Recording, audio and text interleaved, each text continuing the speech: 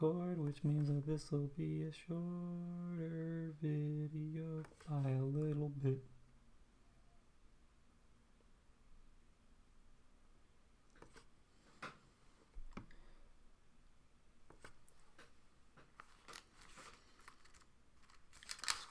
Three of these guys. Hello, Arteminiamus. Thanks, Rajgor. Hello, Yazid. Am I saying your name correct, Rajgor?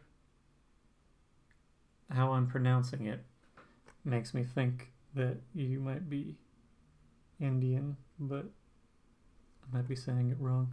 Okay, cool.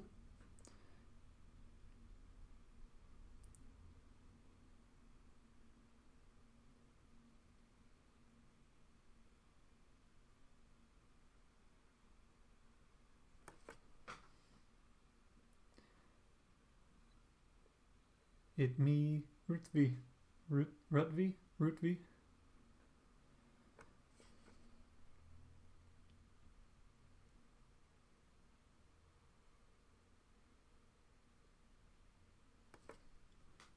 Alright, well, hello in India. Or if you're not in India, hello wherever you are with Indian heritage or an Indian name. Thank you for saying that I'm doing good work.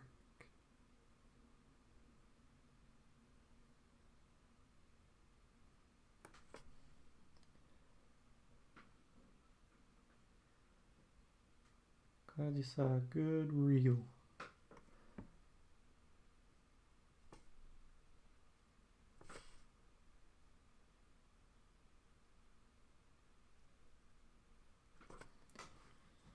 Let's do one more here.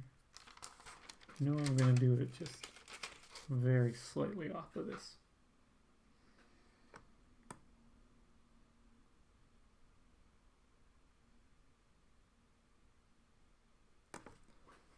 There's a decent amount of people who seem to follow me in India. There's also, just generally speaking, a lot of people in India.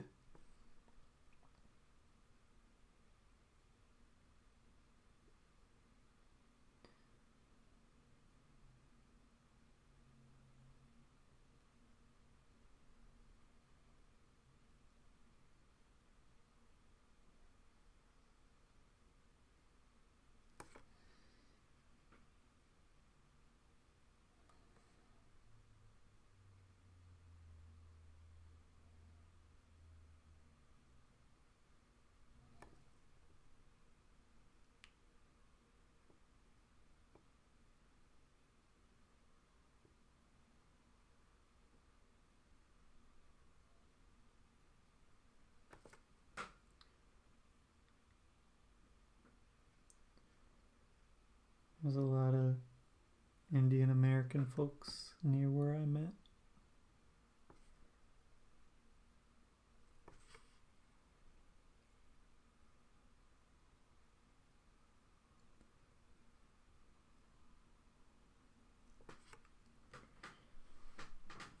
Okay, now I need to move towards a little bit better matching up on where this needs to settle, because I've been off a bit. That's good. Talk about self-love, self-appreciation, confidence, feeling content in who you are.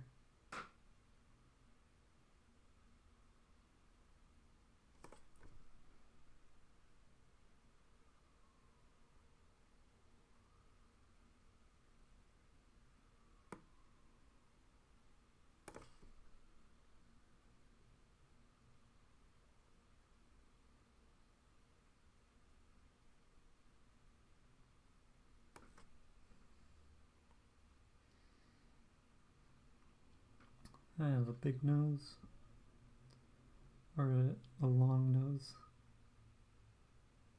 which isn't as noticeable head on, but it protrudes a bit from the sides, which means I got a lot of nostril happening.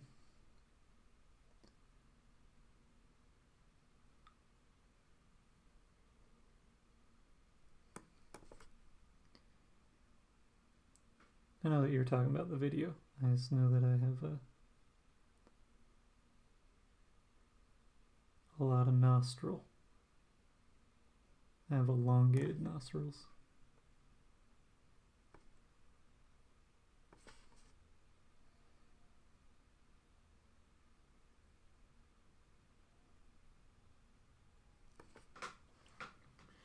A reel. Kind to be a pretty quick discussion about self-love and such if it's within a reel, because reels I think max at 30 seconds. Maybe I'm wrong on that.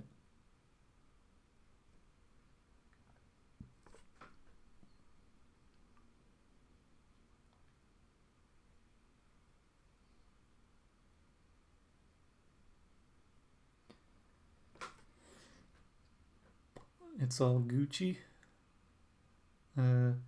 Thanks. Bakip Simak.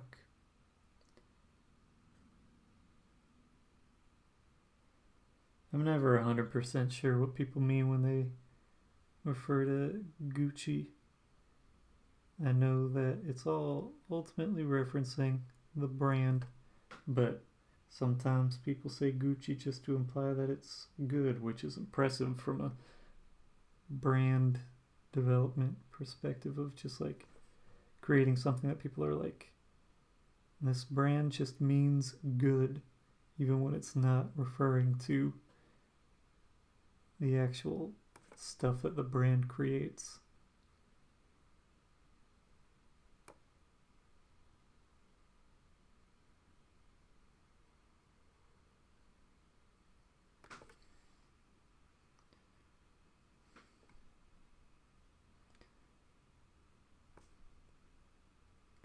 I think the first time that I saw or heard anything talking about saying Gucci to just mean like good or quality without the context of the clothing brand was probably the movie 8th Grade, which makes me feel old in a number of ways.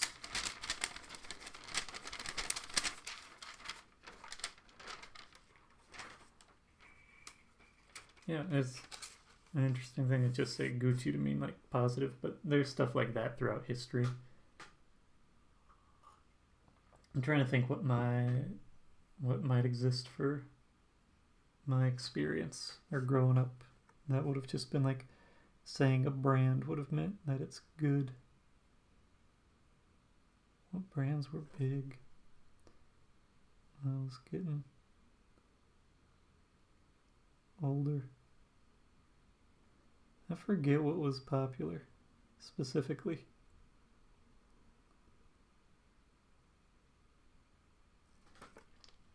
It is funny nowadays seeing that Champion is like a cool brand, which you might have heard this from whatever experiences, but it was like the off-brand sort of thing. Growing up, it was not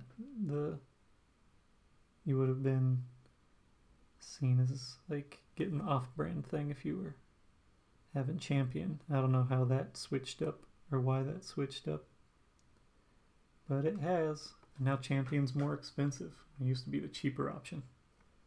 Maybe they got better in quality. I don't know.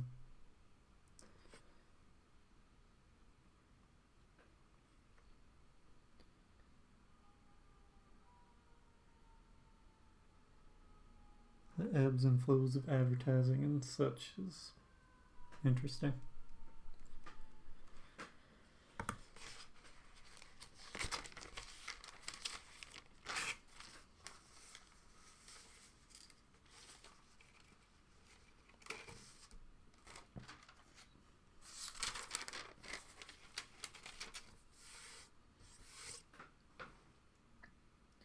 Also, it changed where I was in the states, what state I was in growing up, as to like what was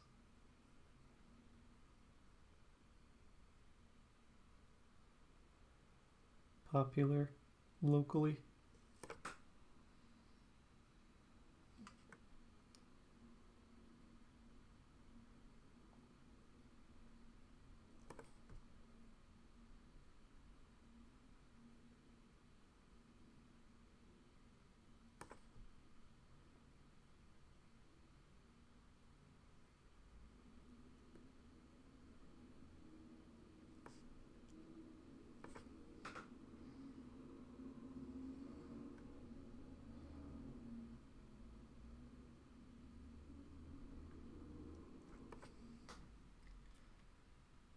Hello, Gabriel.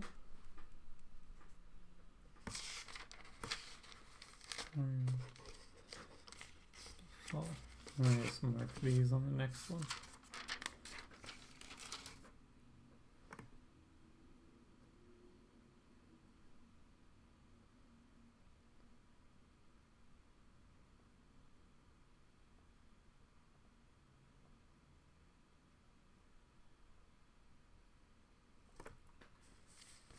Highlight of the night.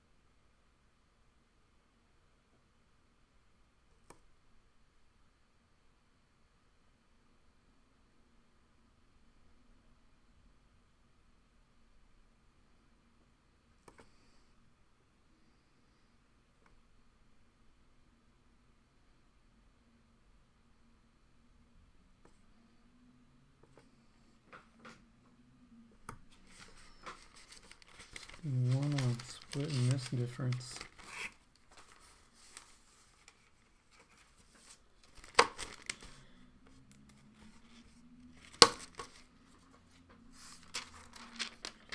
Highlight of the night. Yeah. Yeah.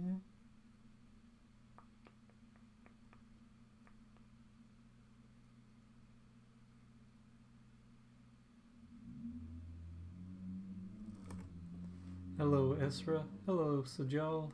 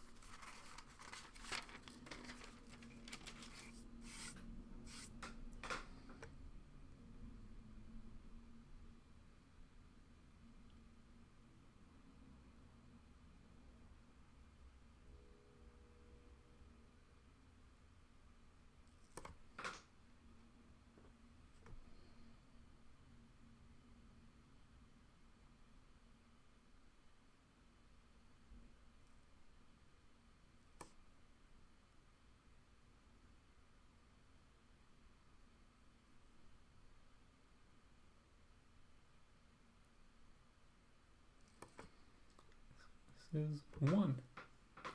I'm working on, hello, Luvi. Not sure if I'm saying your name correctly. Today is an F. No, you can't see it there. Okay. I'm gonna number these quickly and go from there. 2, 3, 4, 5, 6, 7, 8,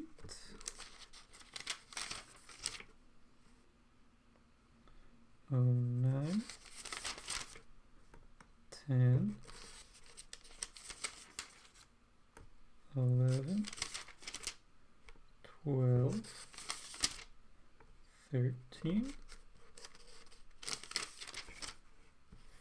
14, 15, 16, 17. Oop. That was my alarm. 18. Hello, Victoria. That was my alarm to get ready to go live, but I started 20 earlier today. So I was feeling up to it, and I haven't animated in a minute. I started right around 2 p.m. local time, so about 45 minutes ago. Hello. Oh, I already said hello. To Rajgor. So now let's go the opposite direction. 2 p.m. local was what I posted a story about it. If you're ever wondering if there's something happening with my live stream being a little bit different, then you can check my stories. Today it is jasmine tea. On my birthday, a bit ago, my mom sent me one of these cups. And then sent me a gift card to a tea shop that she likes. And that was a while ago. It was just sort of like, I'm doing this for you. Because my mom will do that sometimes. I'm getting through talking about my tea. And then I'll answer the other questions. But for my birthday, she sent me a gift card to the tea spot. And so I got some tea, ordered some tea recently, and that arrived. And so I'm having some of the jasmine pearl tea, which is pearl just in how it's sort of rolled up. I don't know why you wouldn't have seen anything on the stories. Sometimes stories are weird. I don't know how Instagram organizes things, but it seems like you've been asking me questions about why you aren't seeing or experiencing stuff, and I haven't changed anything in how I've been behaving or posting, maybe a little bit less often earlier in the day, but it might be just how you're interacting with the app or stuff like that. I posted it not too much earlier than when I started live streaming. It was like maybe 30 minutes, if that, before I went live, so there wasn't a long period of time. But since you're tuning in pretty often and seem to be more familiar with the schedule that I'm keeping, if there's ever an occasion where I'm not broadcasting or something and you want to, oh, you had blocked Instagram, that'll do it. But just in general, for anyone, if you're looking for an update, I try to post my stories to keep things going. Hello, visual mantra art. Rajgor, you can animate like this. This is sort of both the simplest and the most time-consuming sort of way to go about it. If you have any questions about it, I can try to answer.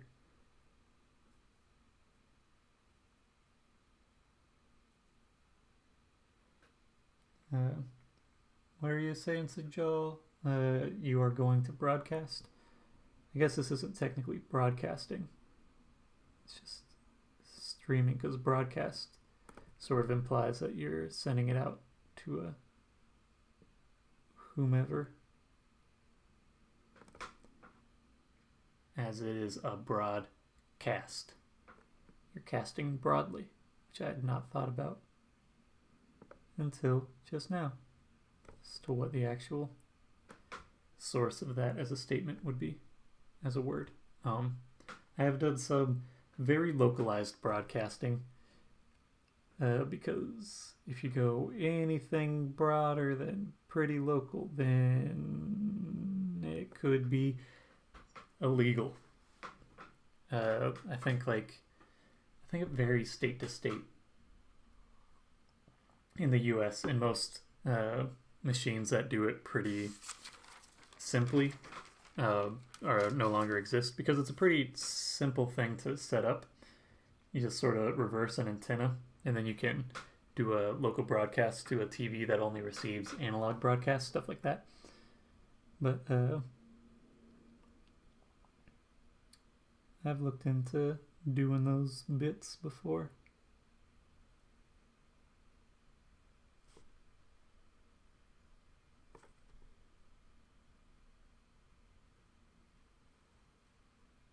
And it's not a particularly difficult thing to do.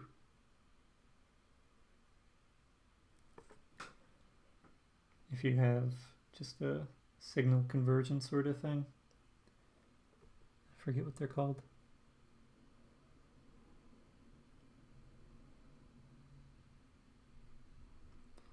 It's because I was curious about, I forget how I got into it specifically. I think I bought a bunch of like tiny TVs after someone gave me old CRT TVs that didn't have any input other than, I don't know why you can't post with your iPad. That I do not know. What you can do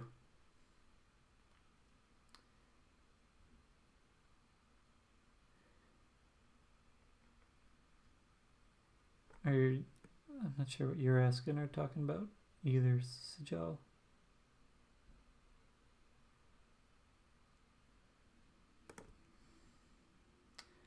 I can't help you with your iPad. I don't know. I can't help remotely. If I knew something, then I'd tell you, but I don't.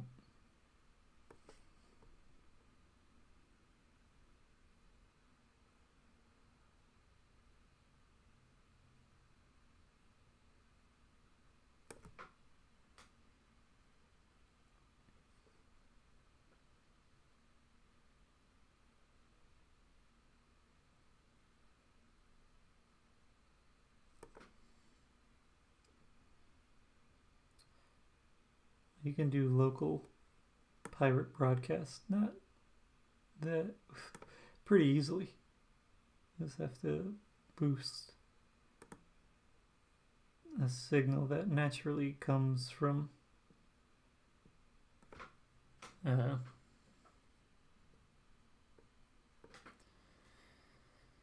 you have like a VCR and you're outputting to a TV that only has a coaxial input meant to come from an antenna, or just anything that has a thing that's meant to pick up an antenna. Oh, I don't have any plans to do any stream where I do a shared live request, and also how I have things set up currently. I can't do that because I'm sending out the thing from my computer and then just watching my broadcast. That's how I'm interacting with you. I'm not actually within the app with those sort of capabilities as I'm broadcast or as I'm live streaming.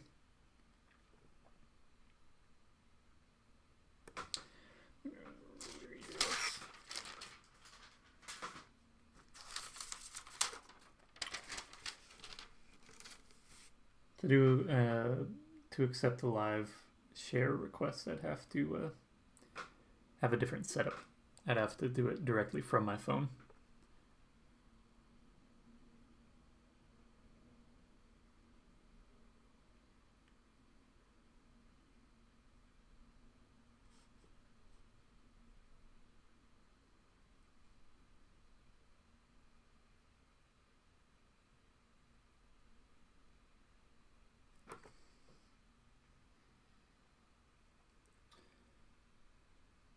I'm not sure what MDR is in reference to, but do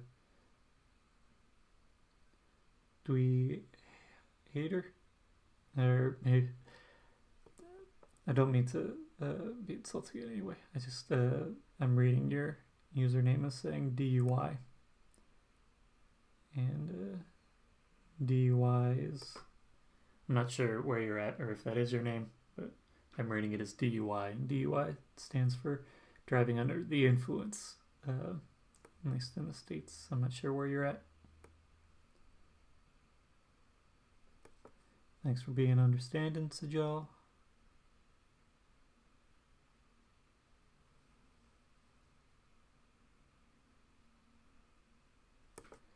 Hello, Roven artist. Not sure if that's meant to be that your name or if you are roving around.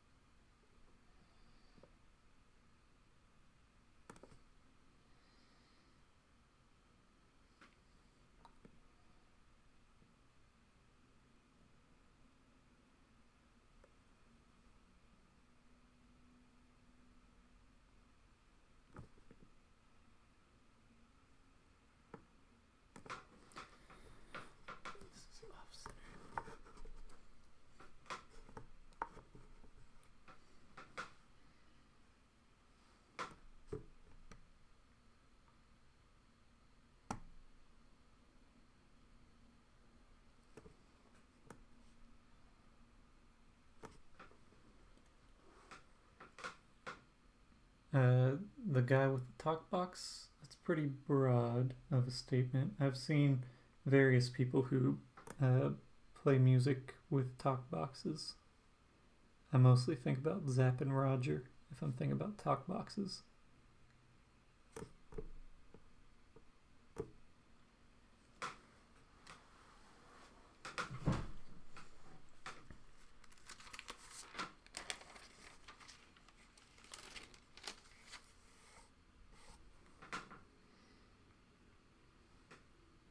Stevie Wonder has a lot of talk box stuff.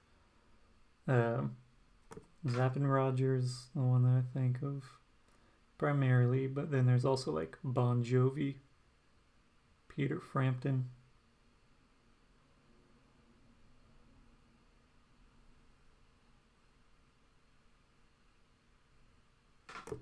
And I think about More Bounce to the Ounce is my default talk box track that I think about. And then that part of Bon Jovi's whoa whoa.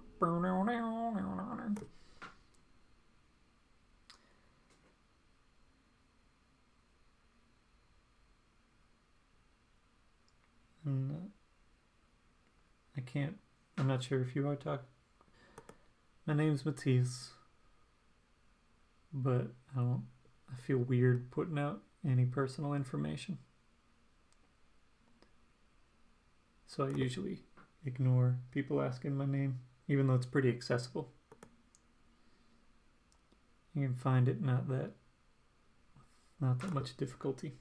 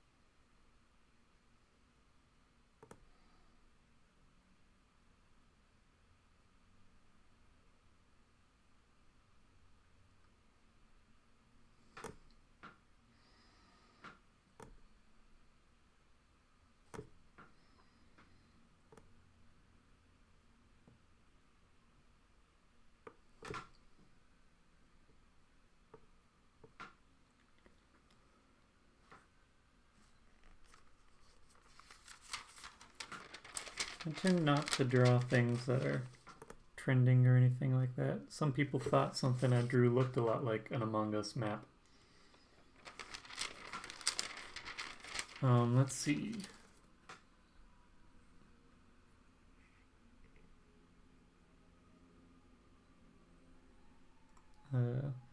A smiley king, that's nice.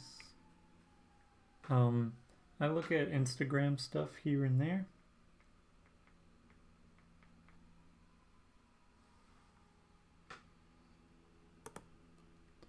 Depends on stuff.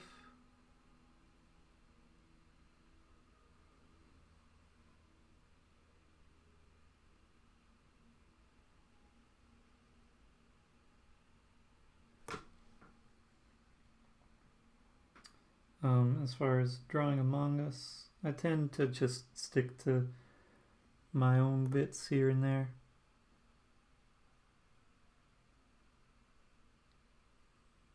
I always feel a little bit weird using other people's IP to sort of coast off of it.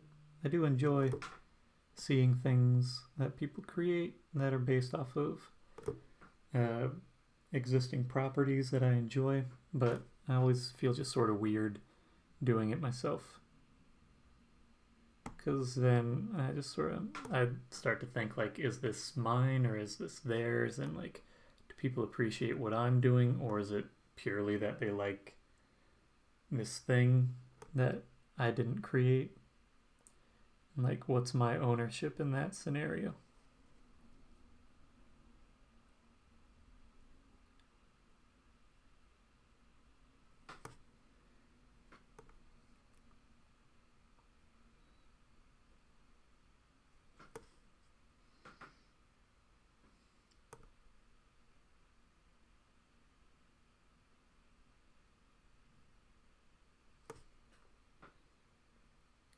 My handwriting is kind of terrible.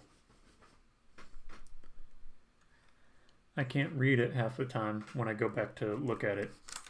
I can take my time and make it okay, but my handwriting tends to be pretty bad. Okay.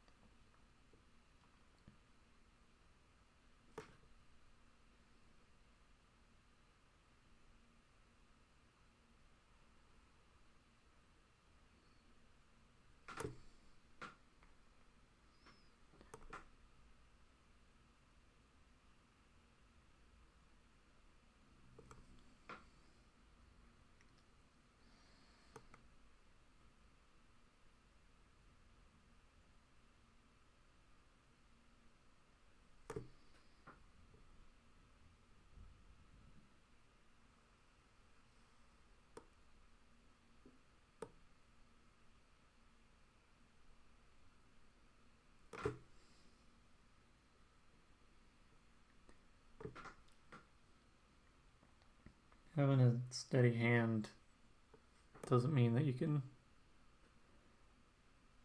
write things quickly, effectively.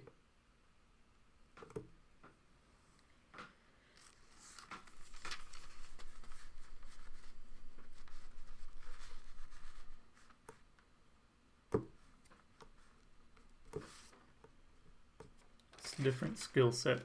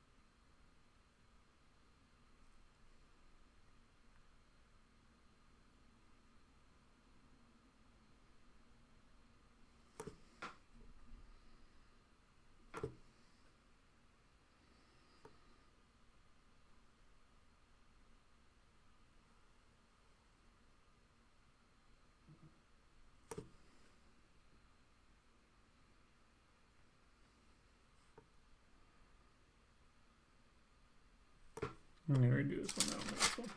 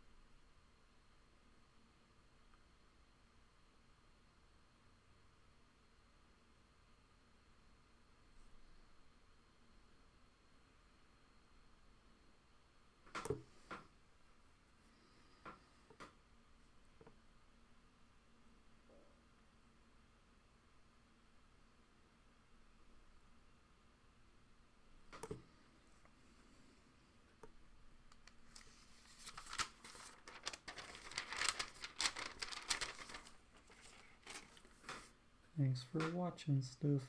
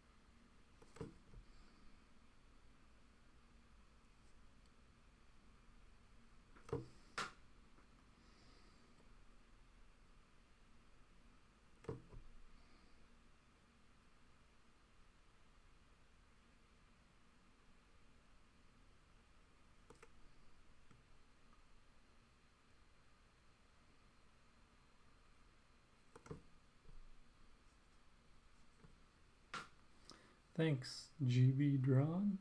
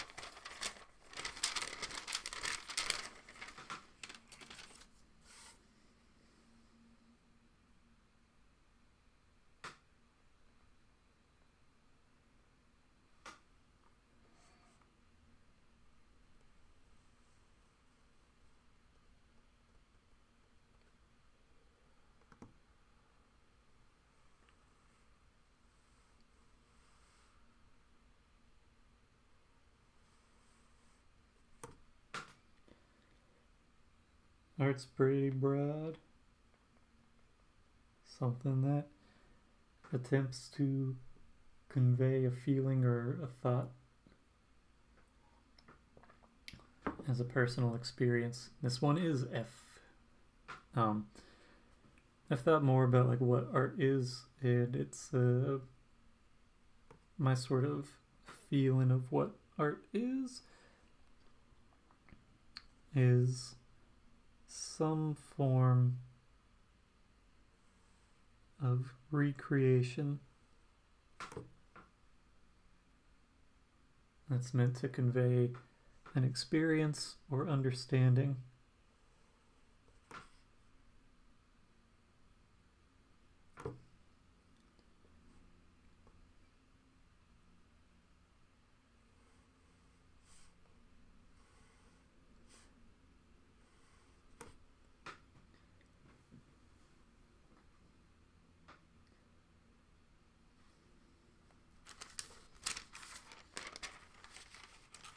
To translate from one person to another.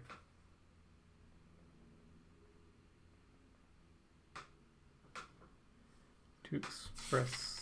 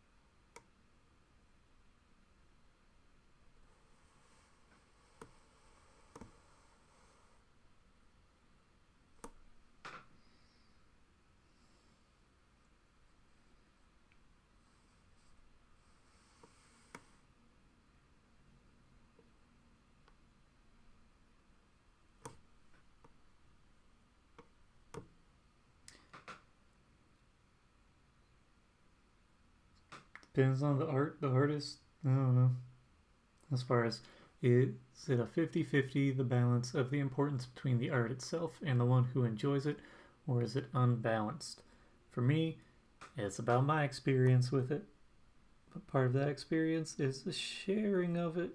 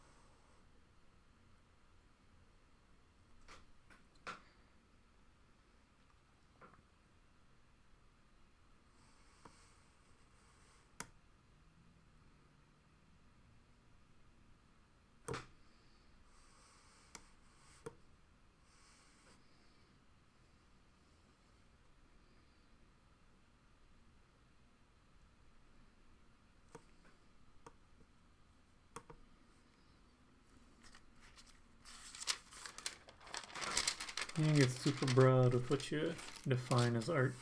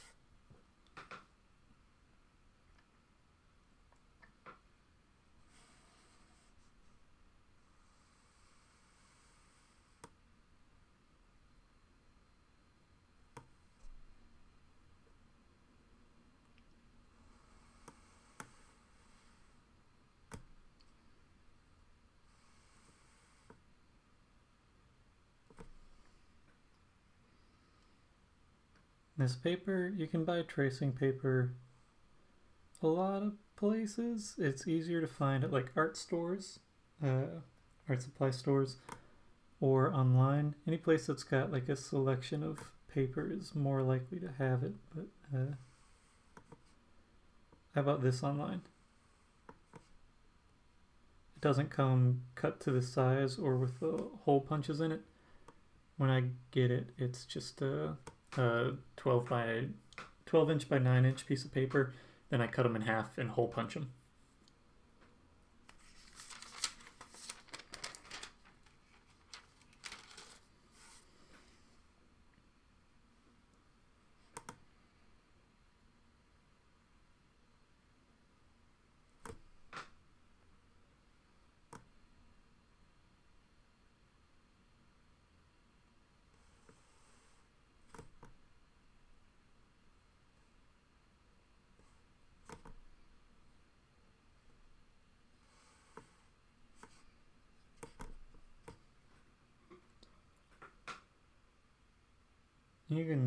I didn't come up with the idea of having holes in paper to align it. I've seen other people who do hand-drawn animation use this specific sort of like using a 3-hole punch. The 3-hole punch works better for working a bit faster. It's not quite as precise as some other stuff. other methods that you could try using.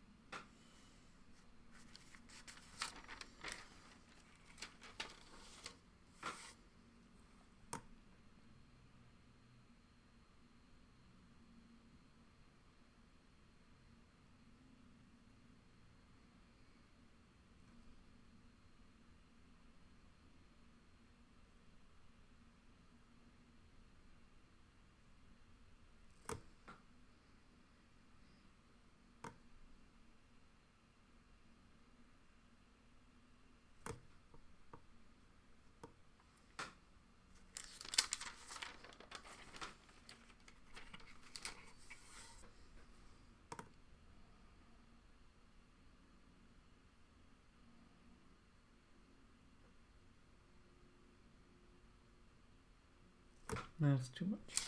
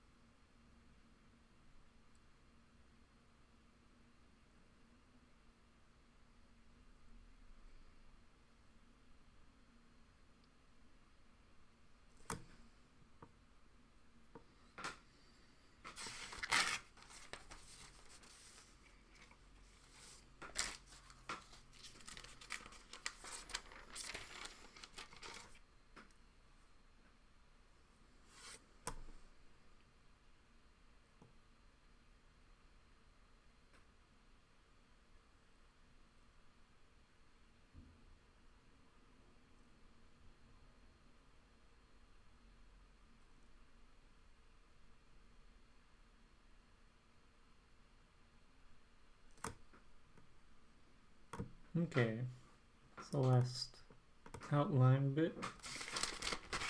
So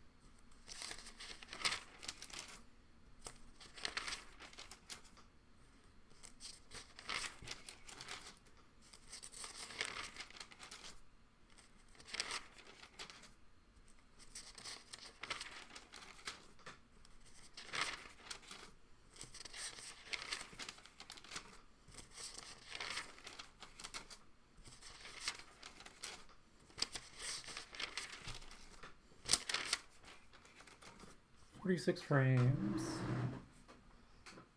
Zoom out a bit here.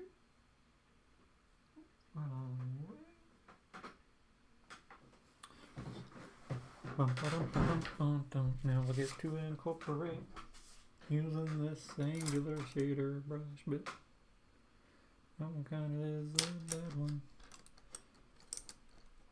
This one looks okay.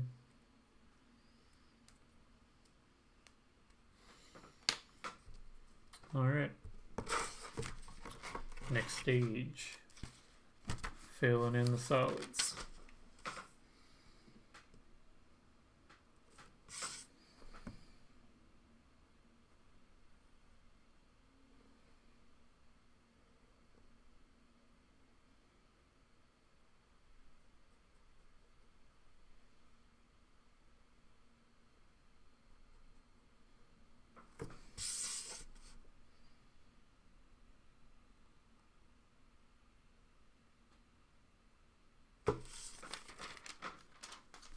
Yep, it's another ladder. Thanks for saying nicely done.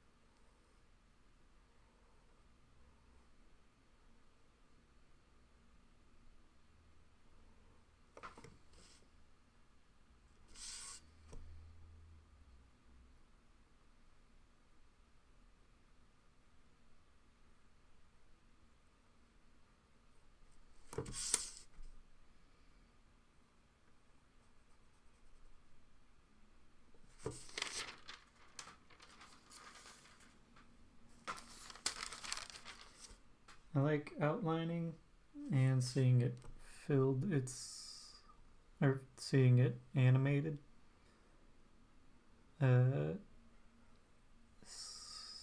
it probably goes outlining I like because it's a more active sort of thing. And then I like filling it in because it can be relaxing, but I don't like that it's more time consuming than I think it'll be pretty much every time. And then scanning is the most tedious element. Got chocolate on there. And so it's like the most tedious without being as present in it. Hello, Rohit.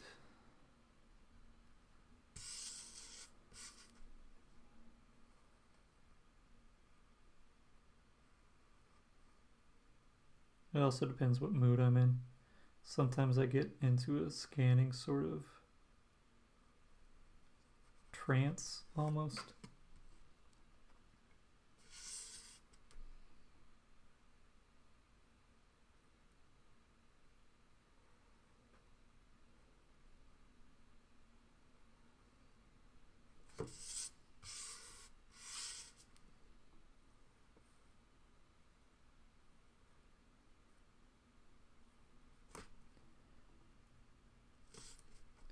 Scanning isn't my favorite for live streaming because it's sort of the least engaging. Because you just see me and hear a thing go.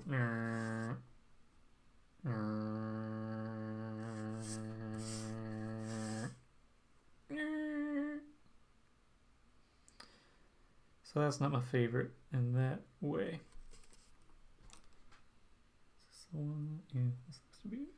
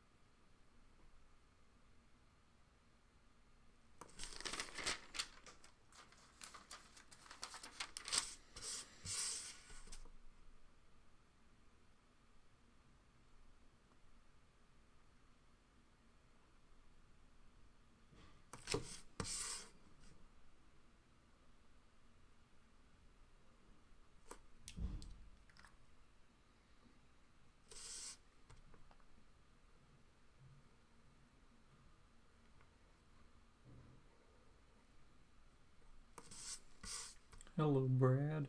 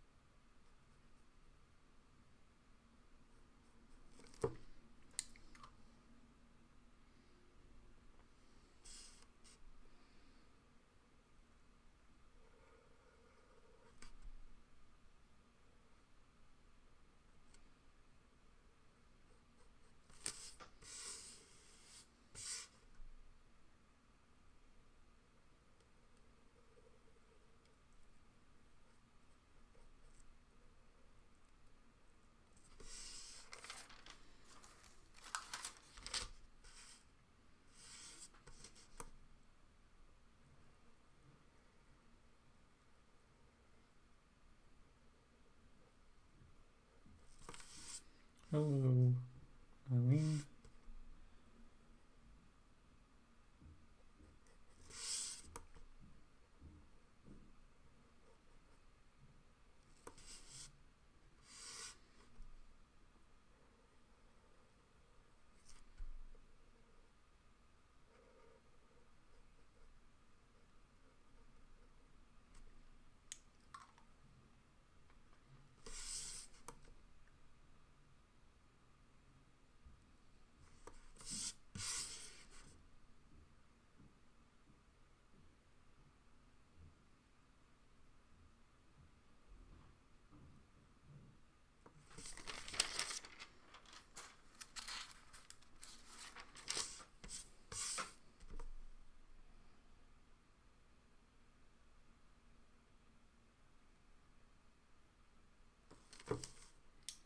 Yep, it's an F today.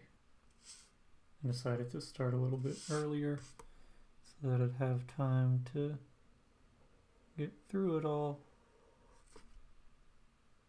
with stuff that I have happening this evening.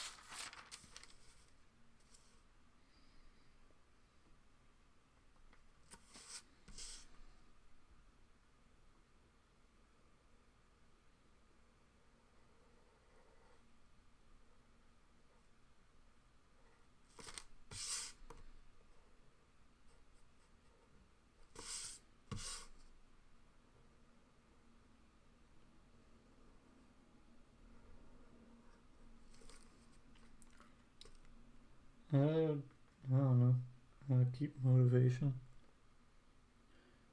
Just knowing that maybe part of it is that I know that I'll be upset with myself if I let it fall off. If I stop making stuff. It's also knowing that I haven't been doing this for so long. Doing it for like a couple months. With the state of the world, it's a bit easier. Because it's a means of focus and such.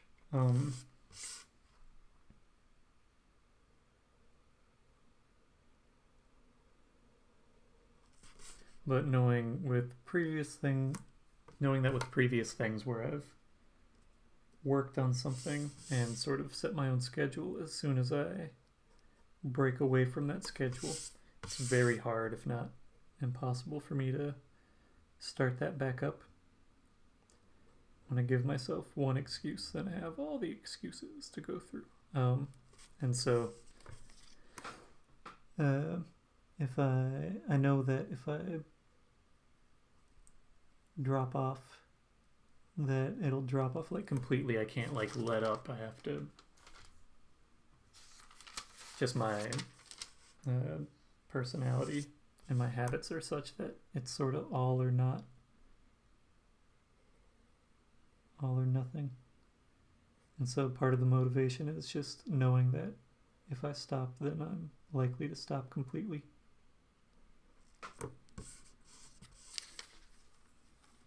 Way to have people watch me when I put myself out there in that way.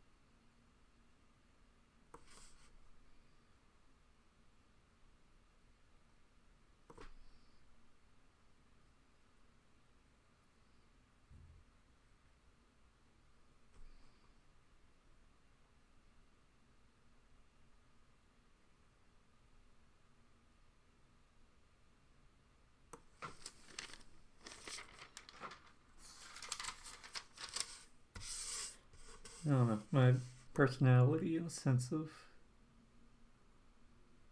what I'm owed or what I owe people has shifted a lot as I've gotten older.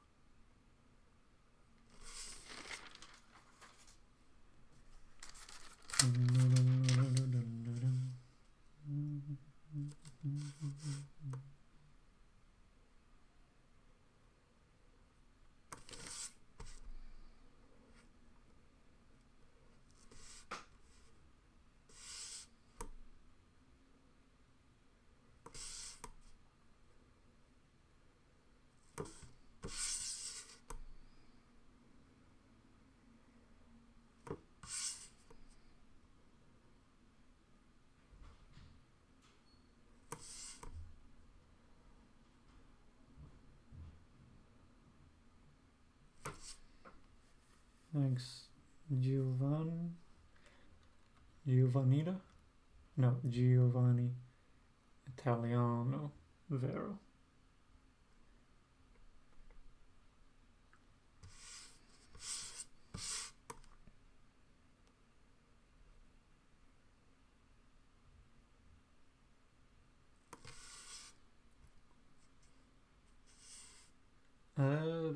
If it wouldn't be a playlist, it would have been a username. No spaces or anything. I think my username is Can I Kicked It.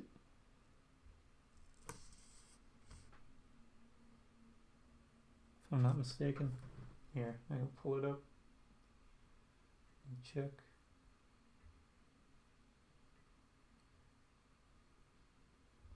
All of that.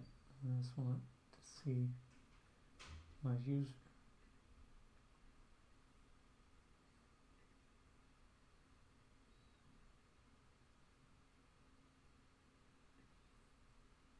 Let's see. Yeah, it's Can I Kicked It. No spaces, and it's the username. It's not a playlist.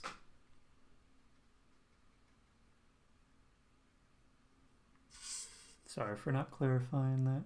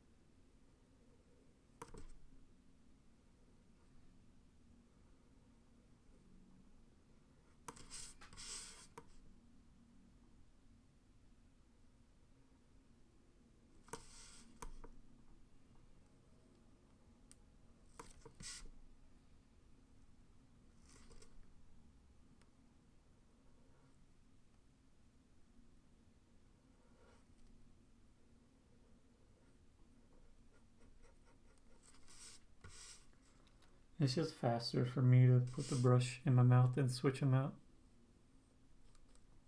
and setting it down.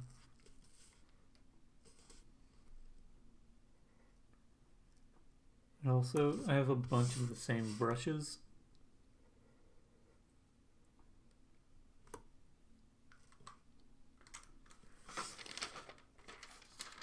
And so it lets me know which one is sort of the active brush, so to speak.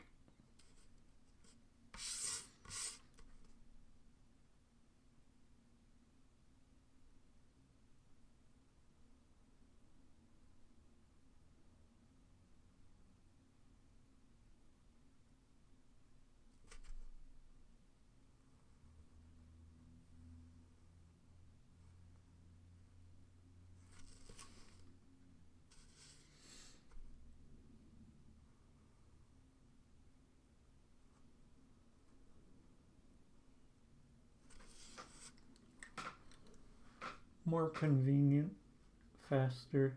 I can keep track of things a bit better.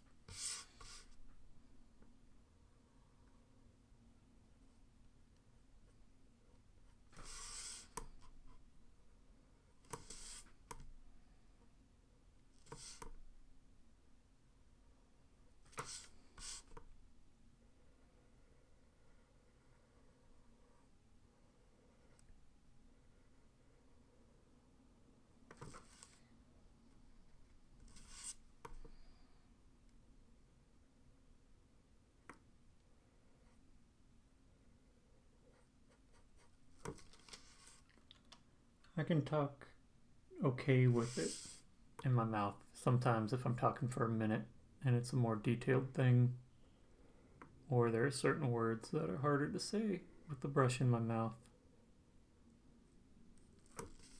then I'll take it out.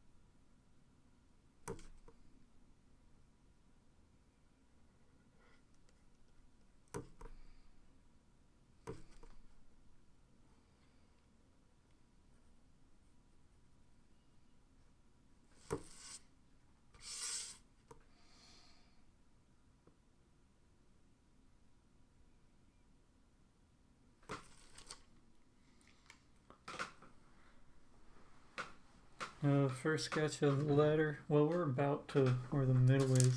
Let me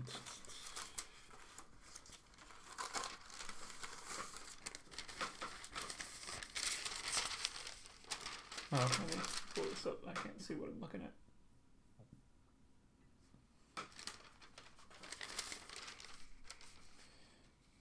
That's the outline, and then that's the face. So we're right about where it's at for the final form of the letter, and then we'll start to move back to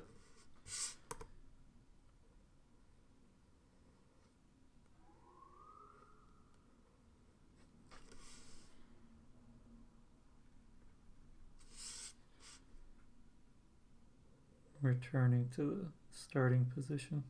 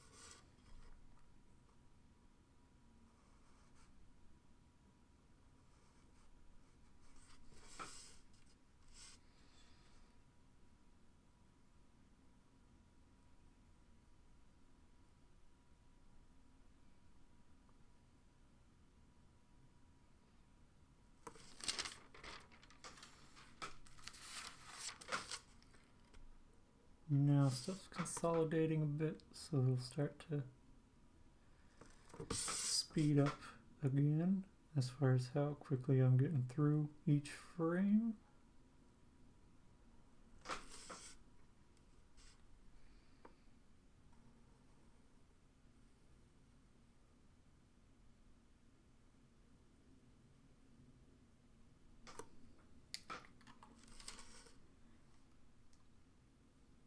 I won't do a loop with this letter. I'm not sure what it loops back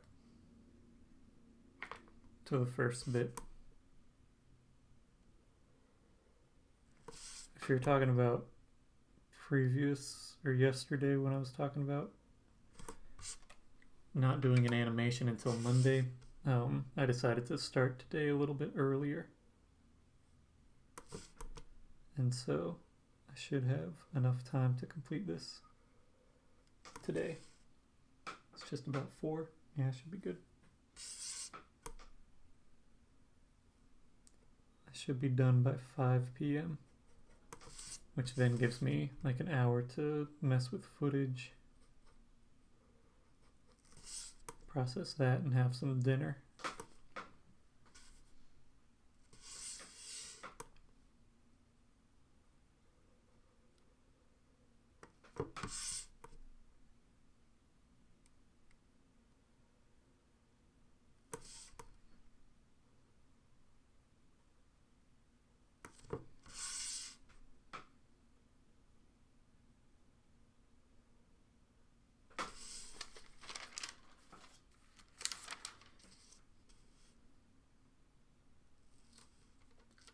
Now I'm doing this today.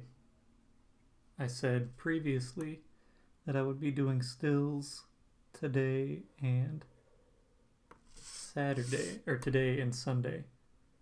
But then I decided to start a little bit earlier today so that I'd have enough time to complete this animation with the other stuff that I have going on.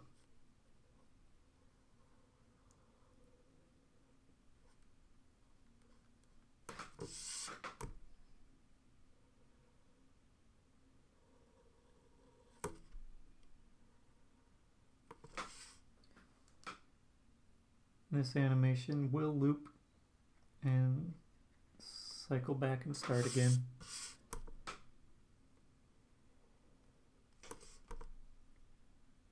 Confusing by trying to clarify some questions. Hello. I'm just gonna say Basil. Basil.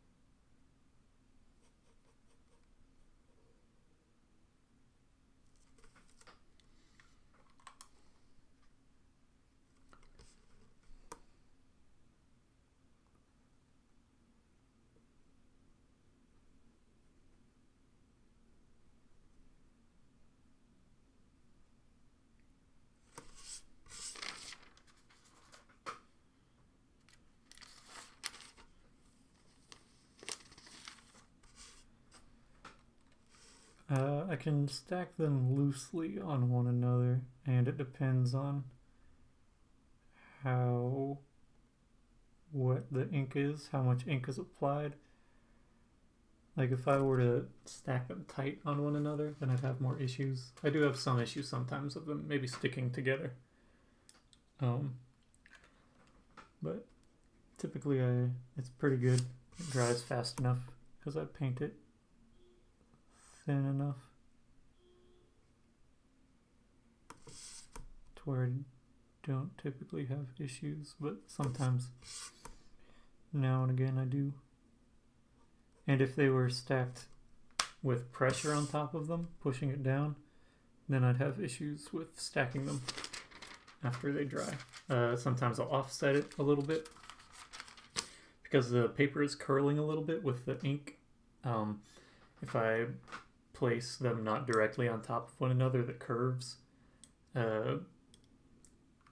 the curling of the paper makes it so they don't touch so closely that they stick together. The logistics of selling originals is a little frustrating.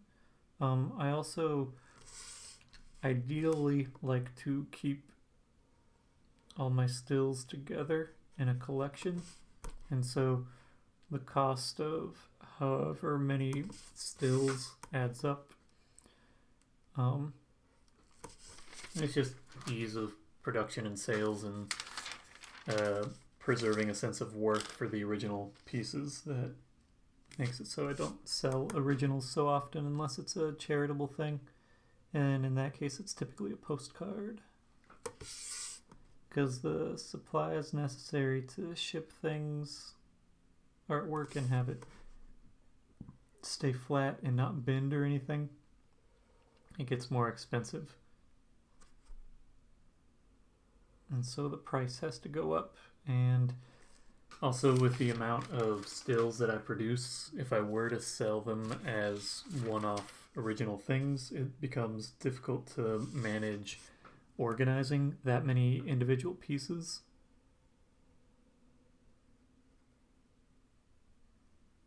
And how to communicate to the person purchasing what it is specifically that they are buying. Because if I have an animation that's 42 frames long and it's a mixture of stills that are appealing on their own and then stills that are like odd distortions that are necessary for the animation, some people might prefer one or the other, but I have to clearly communicate to people what it is that they're purchasing. And in the past I've tried selling collections of animations, and because I display it as something that's animated, people are like, why isn't the thing I bought moving? And I'm like, it's explained that it's a series of stills because someone asked if they could buy some stickers that I had that were printouts, and then I had multiple people get them and be like, why doesn't this animate? And I have to be like, it's an animation, but you have to process it to make it animate, and those sorts of unclear instances of communication make me feel like I'm not or that I'm lying or something like that. And the logistics of selling individuals, it's a frustrating thing for me. If someone that I trusted were to take over it, then maybe, but just logistics of all the pieces and such is not fun to deal with.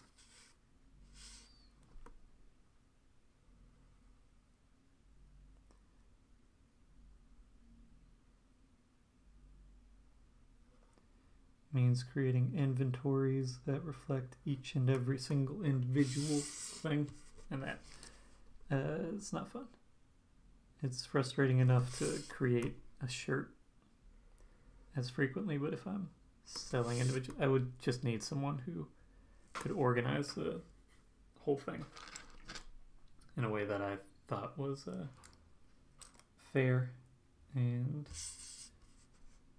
did well by the art and the audience.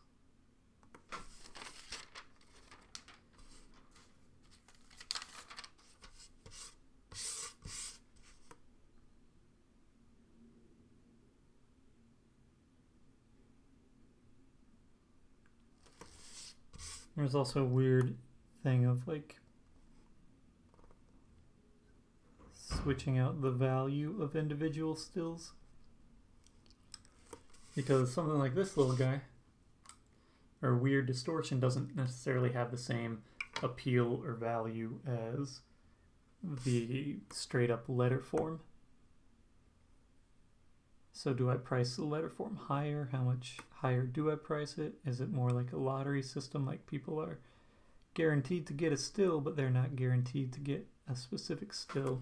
Because that's a lot easier to manage, but then you could have people who are upset, and you just have to very much communicate. Here are the specific things of what's happening and what you can purchase through this action.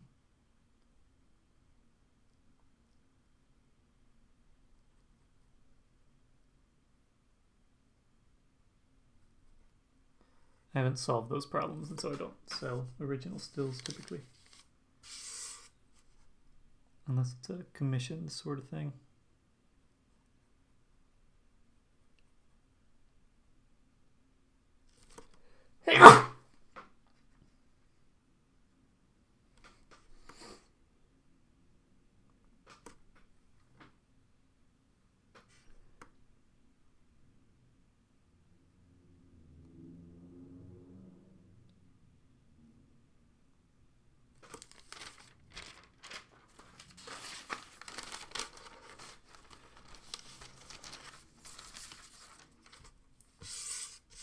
We're almost done with filling these in. This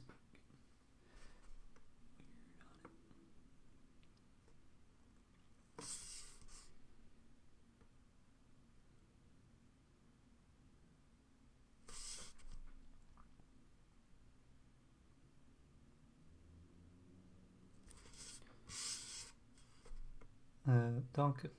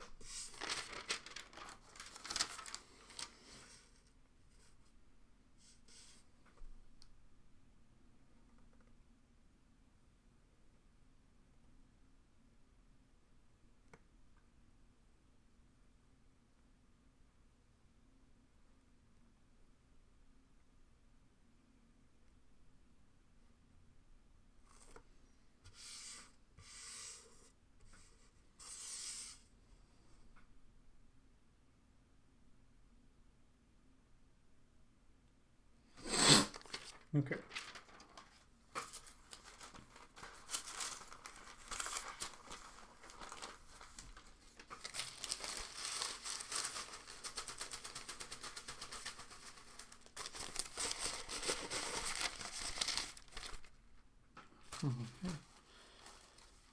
It's just 1 and 2. Okay, cool.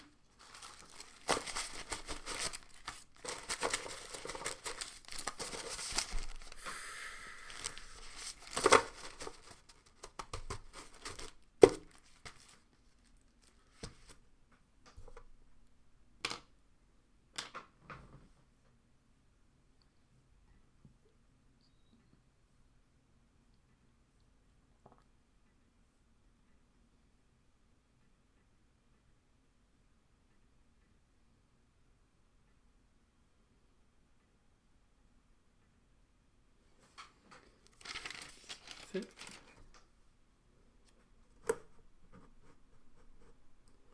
Yep. Okay.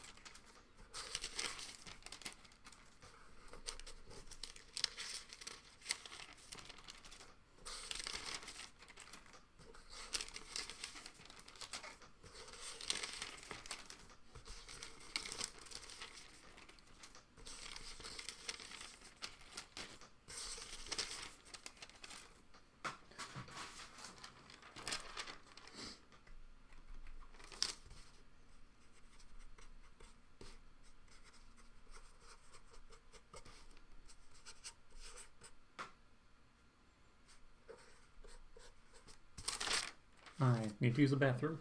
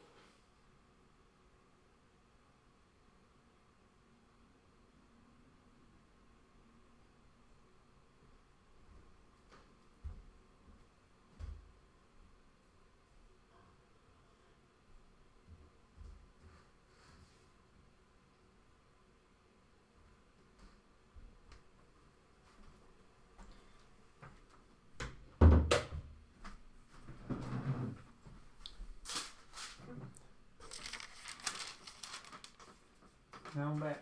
Okay, what was it? Love this part. Vaguely see Animate and previous slides fade away. That's how it goes. Alright. One moment.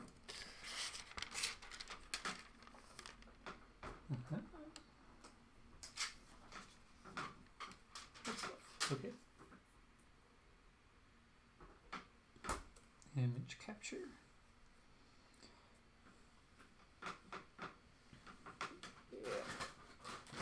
I'm also going to that crinkle that you're hearing. It's a large bag of Twizzlers.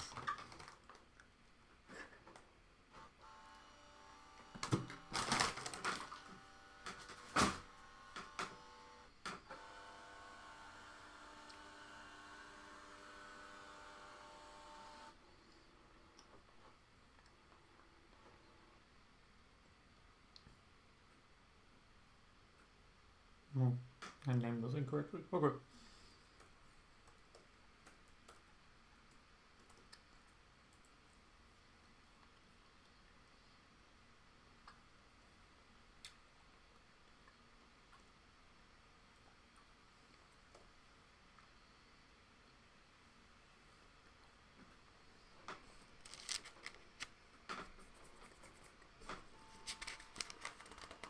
Come on.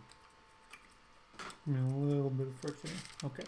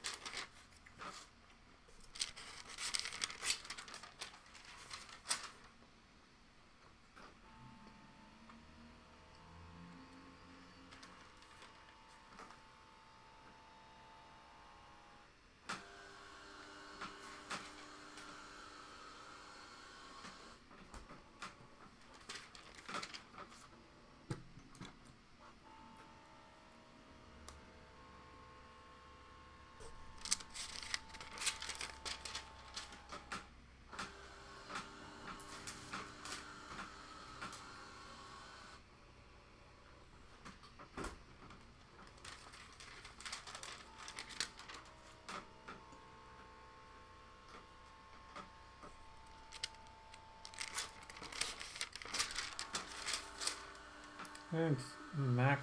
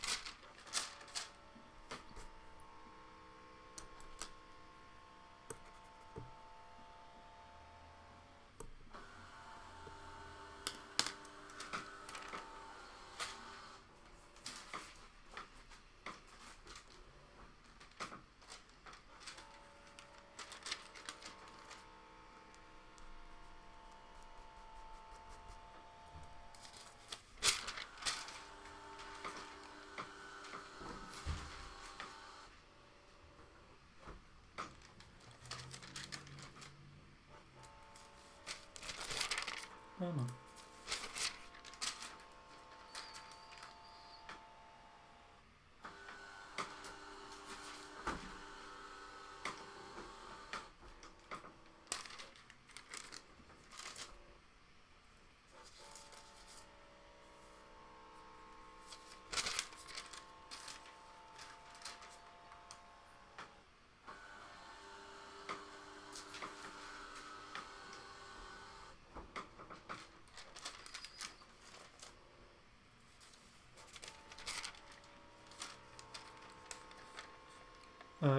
that's not a silly question. Question is, do you have something special to keep your drawings aligned during the scan process? Or do you use the borders of the scanner? I use the borders of the scanner because these pages have this section up top. There's a little bit of a safety there, and then if I need it to be specifically within a confine, then I'll draw that as a reference point on the paper, like a base behind it. Like, I'll have a clear understanding of what my borders are from the get-go, but in the case of these, it's a little bit broader just because I have a general understanding of what my confines are.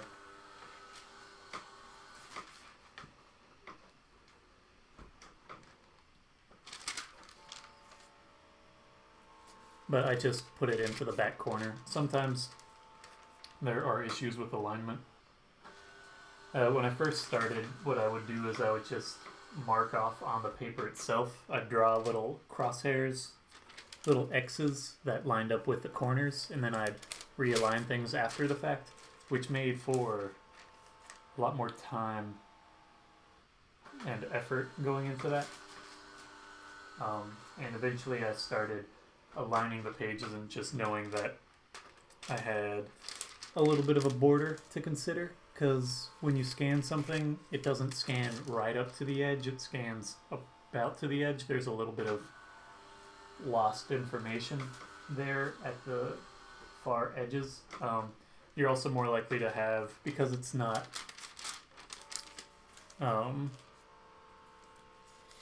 because the white like backing to the paper isn't covering up to those edges either. Sometimes you have little edges or lines at the edge where it gets darker because it's not flush against the scanner bed itself.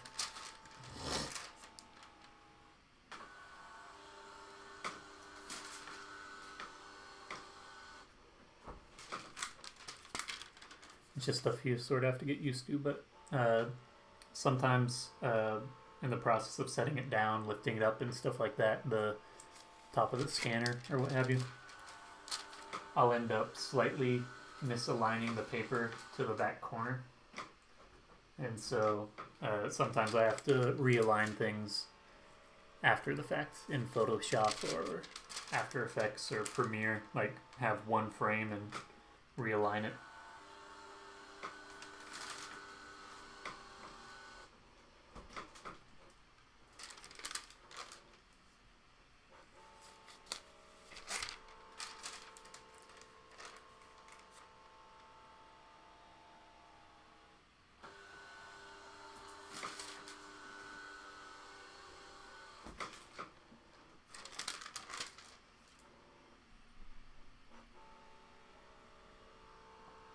Also, sometimes if you have paper that's got like a lot of ink on it or something, and tracing paper is more inclined to do this than other paper that's thicker, tracing paper sometimes curls, and so you have to be careful of that and how that affects how it places on the scanner bed and stuff like that.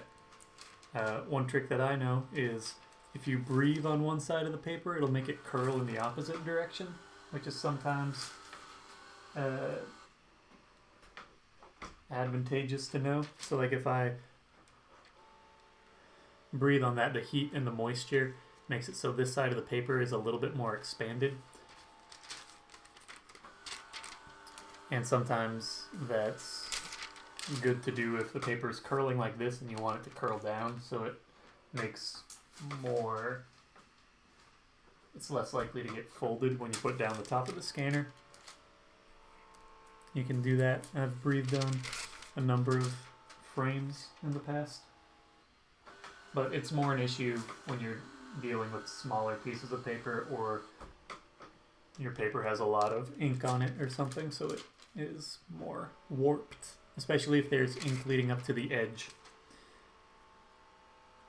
Because if there's more moisture, these curl more at the edge for the grain direction of the paper. pretty much all paper that you're going to be dealing with that's manufactured is going to have a grain direction to it, meaning that as it's produced, the fibers are sort of pulled in a direction, and so naturally the alignment of the fibers go in that direction, and that's called your long grain. And that means that the paper sort of has a natural movement to it. And when you have paper that's curling, that long grain direction is less inclined to curl. So if I put heat under this paper, it curls not this direction, but this direction, because the short grains are going in that same direction. I always trip myself up thinking about it. Or no, that's the short grains are going. Anyway, it affects how it goes. And if I had this paper cut in the opposite direction, then I'd have different issues.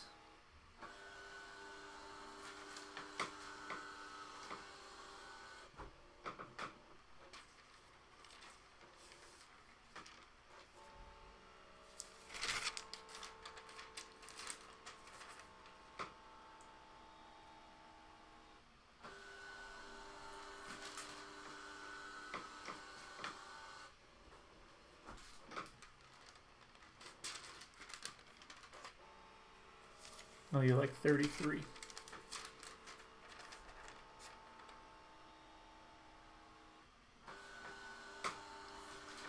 You like the more distorted one. It still has a sense of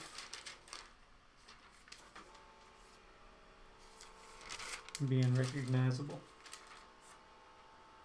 Getting closer to being done scanning.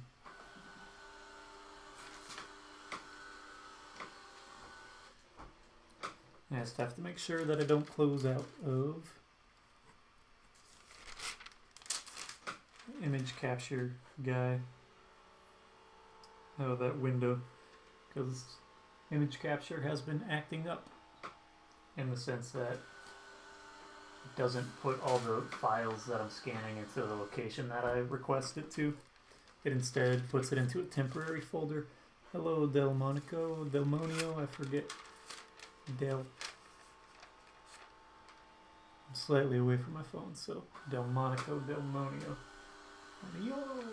Look pretty similar.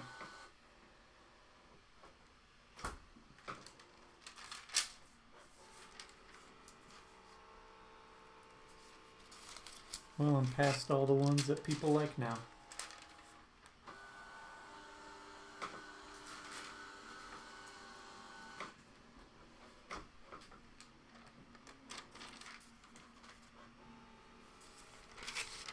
When I'm not creating and animating, I like listening to music, podcasts, playing video games.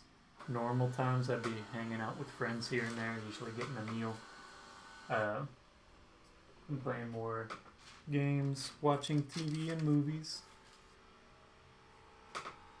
Delmonio. Okay.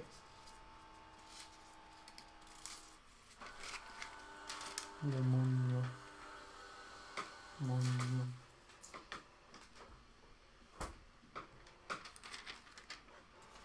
Well, that's not what your username says.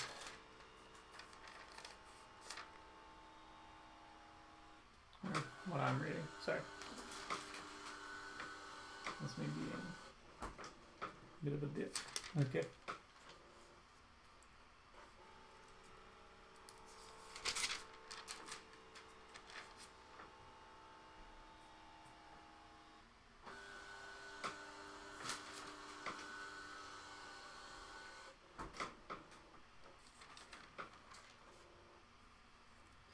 Hello, Puxio, Happy Auxiliary. What do I do with my original drawings? I keep them around in folders that have general descriptions of things, and store them away, sometimes revisit them. I've sold a few collections of things here and there. but for the most part, they just exist in my collections.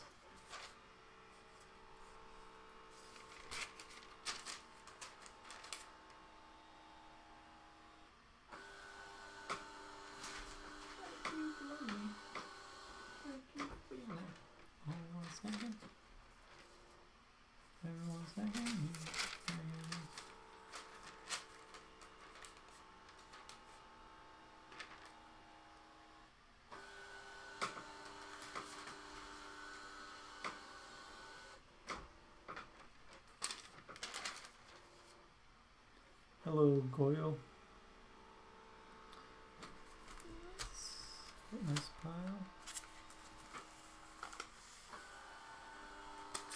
Back here.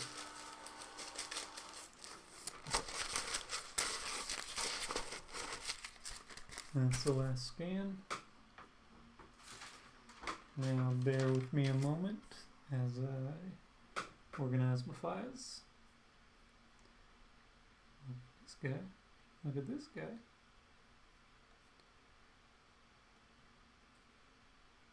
Oh, actually this is alphabet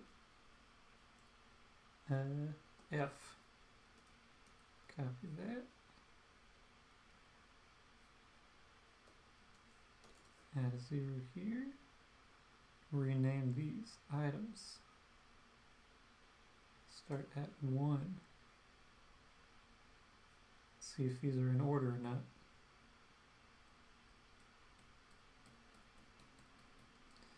I'll also find out later on.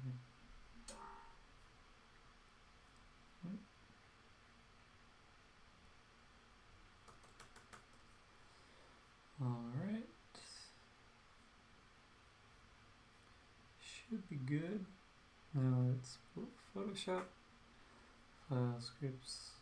Files into stacks. Browse. Desktop live designs 28. Actually, let's put these in a folder. It's in folder with selection. Scans. Okay. Now let's grab all these. Start putting them in there, and you can watch those load in. Now we got a minute as those are going along.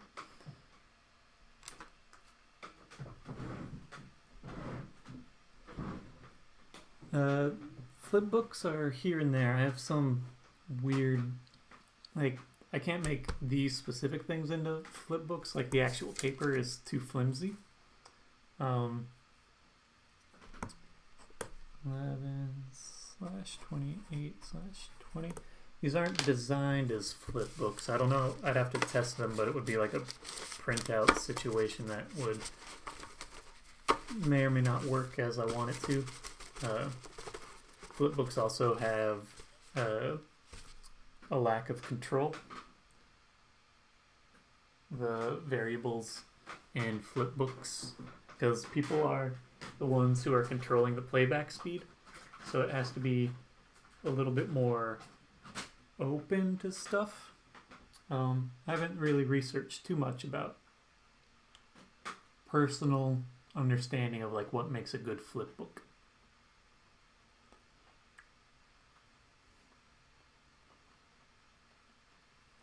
Physically making a good flipbook, paper has to be pretty rigid, and there has to be a distance between the binding and the animation.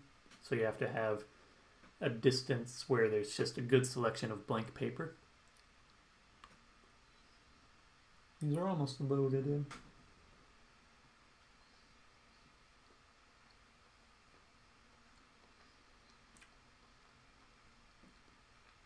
Okay. Let's make frames from layers.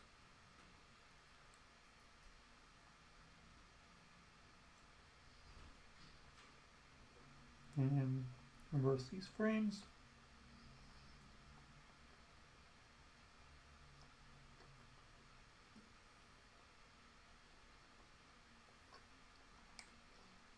good.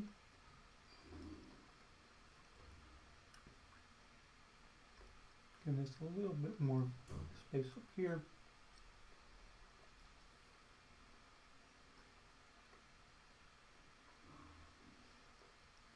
Probably about as far as it goes over.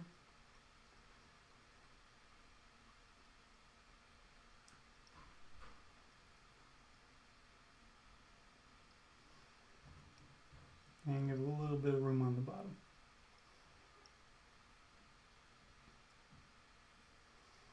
Throw that down. Give a curved sky. Oh, not that. I want curves, not brightness contrast. Pull this over a bit.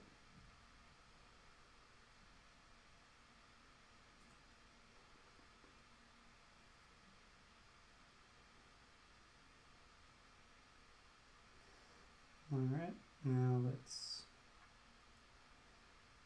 make this 0.06666, change the size to 1080.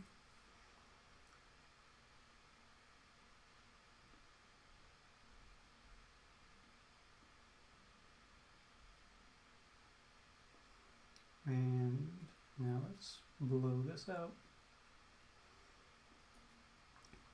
Save this as an animated GIF. I'm doing alright, Chantal. How are you doing?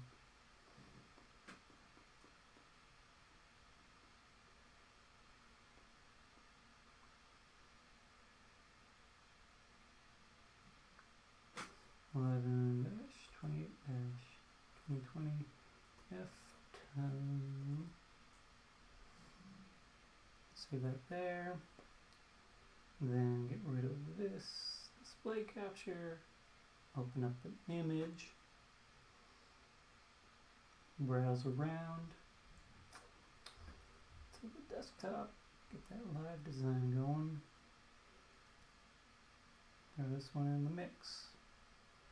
Scale it down a little bit so it's there. And while I'm thinking on it, I'm going to zoom out a little bit here.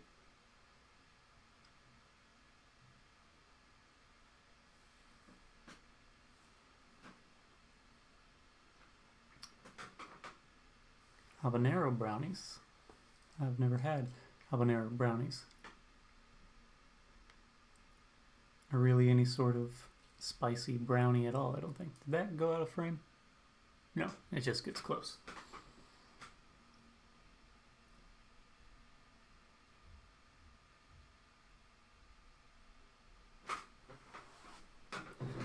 So that's running there. While that's going, I'm going to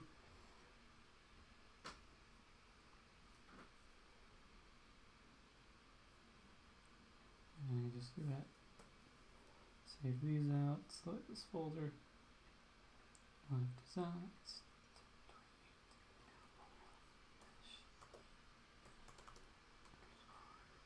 And stuff.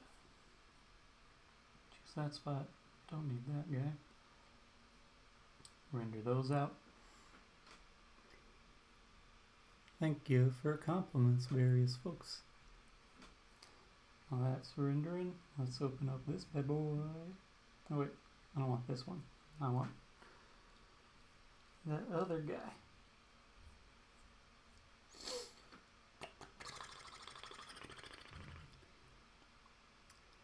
I got bien and bonito. It's good and beautiful. Alphabet loops. This is the one I want to get open. And I'll leave that going. Let's import. Here we go. I haven't gotten so good with doing management of combining all of these together. Copy this guy, alphabet. Get modified alphabet loops. Get a new folder. F. Get all these bad boys. And move them outside of the folder.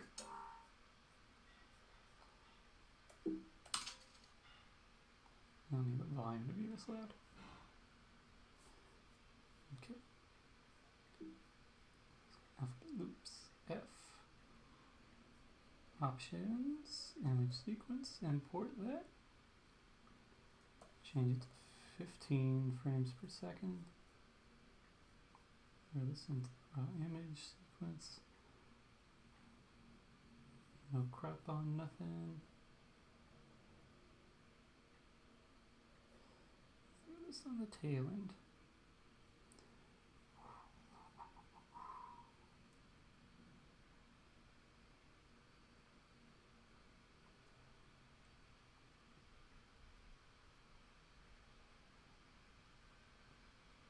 That bad boy.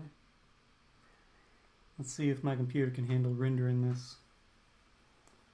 Doesn't seem like it's doing a great job right this moment. As it was going to modified. Oh, nope, I don't want to. Oops, I want live designs.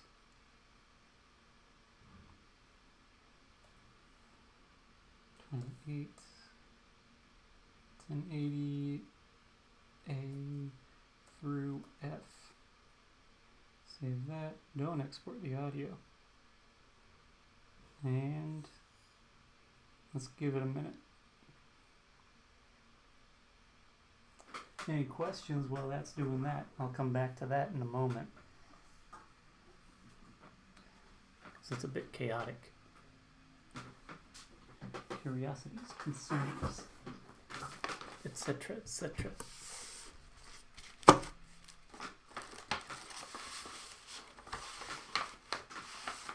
Doing alright. That's from yesterday.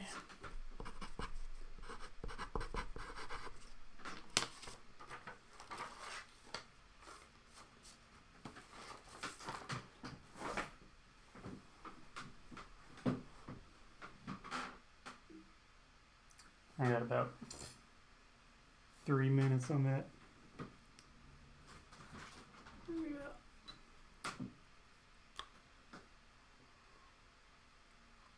It's picking up a little.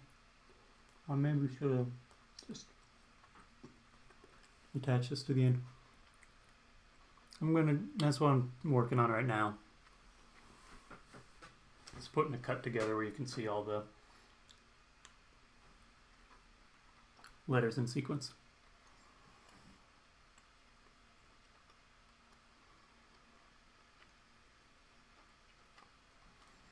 But because I'm broadcasting this and I just imported a bunch of, I have a decent sized Photoshop file running right now, so I'm gonna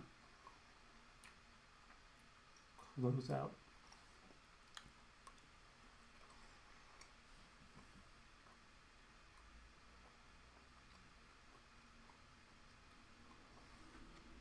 My computer's running a little slow. Hola. Chacon Salinas.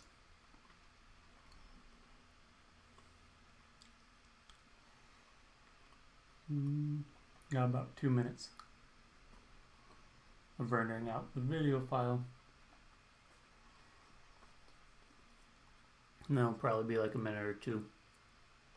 I don't think I explained that I was doing that.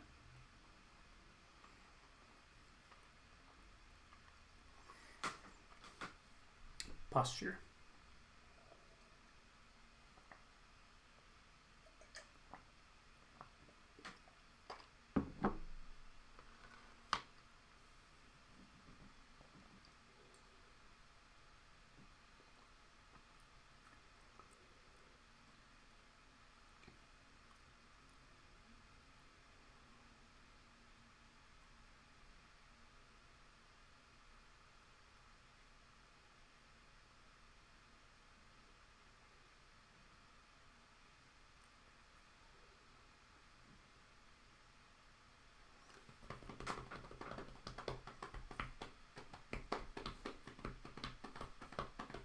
I'm looking to be done by about 5, which was my hope initially. I can eat a lot of Twizzlers in one sitting.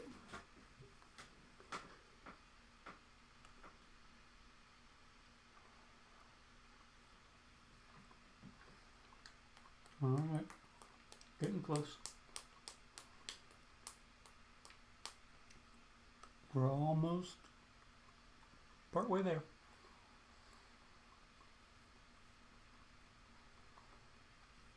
Okay, save that.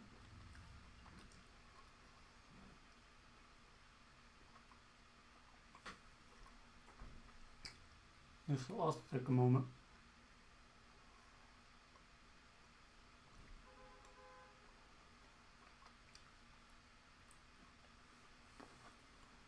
It's going to be around 210, 220 frames.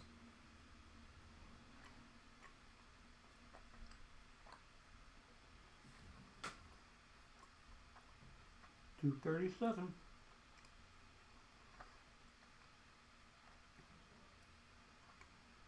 Blow it out. And it's just a 1080 guy.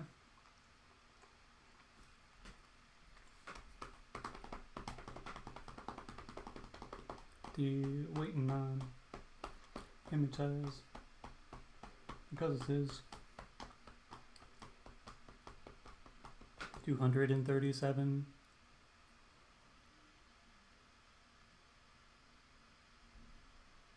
I watch some Instagram TV stuff, but not all that much.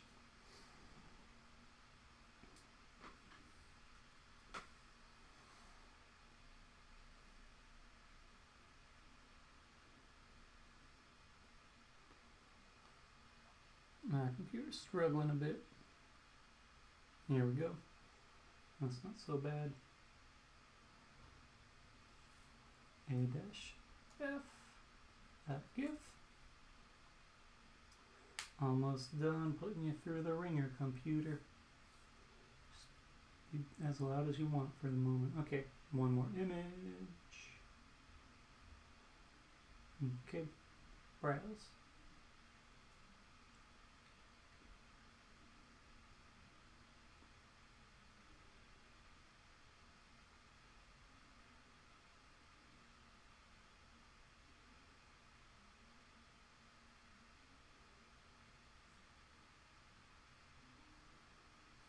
There you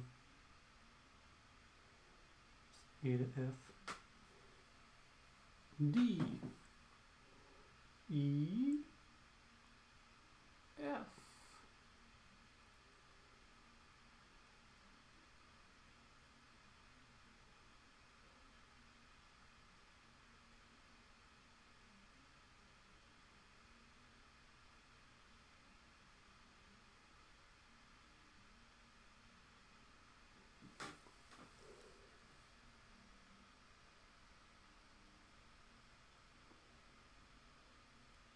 Hello, Doggo Burrito. Foxy API Accelerate.exec.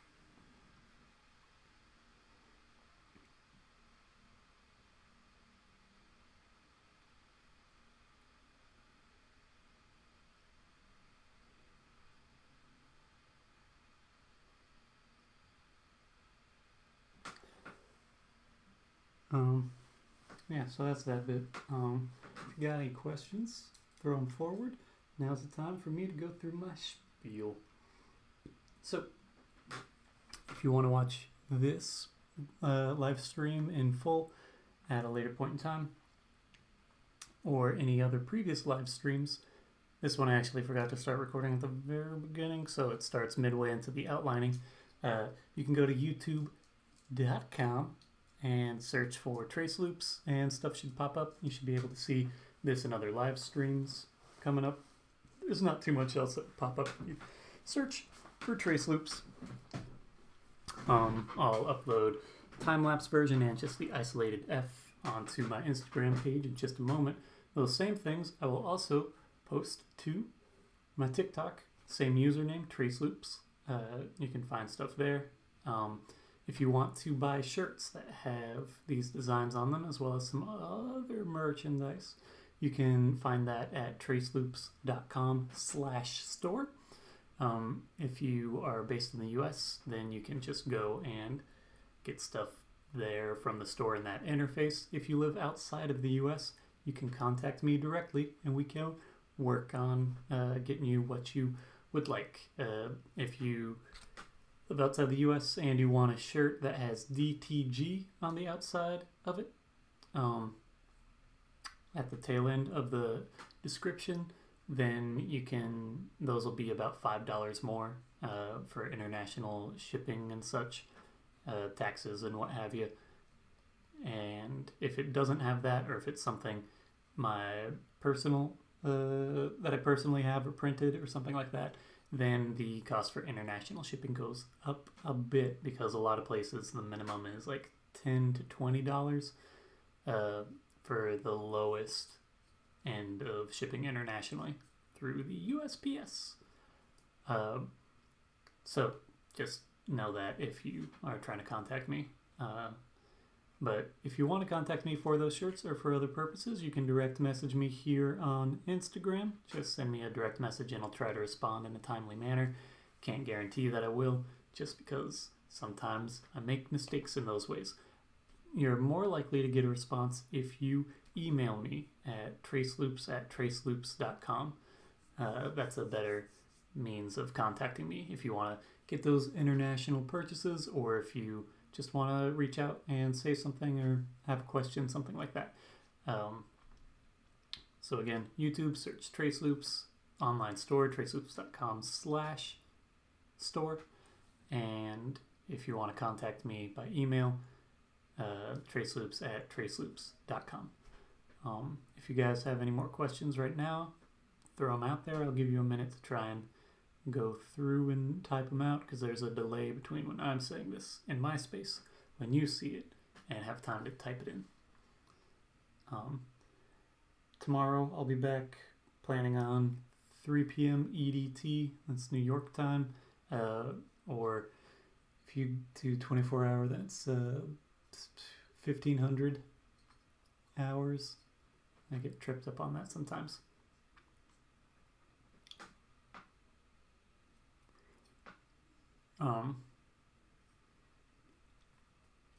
But that's New York time. And yeah, give you guys a minute to see if you have any questions or what have you. But I'll be plan on being back tomorrow. I know that I will not be live streaming next Friday because I have an appointment. That's at 3 p.m. that I got to go to.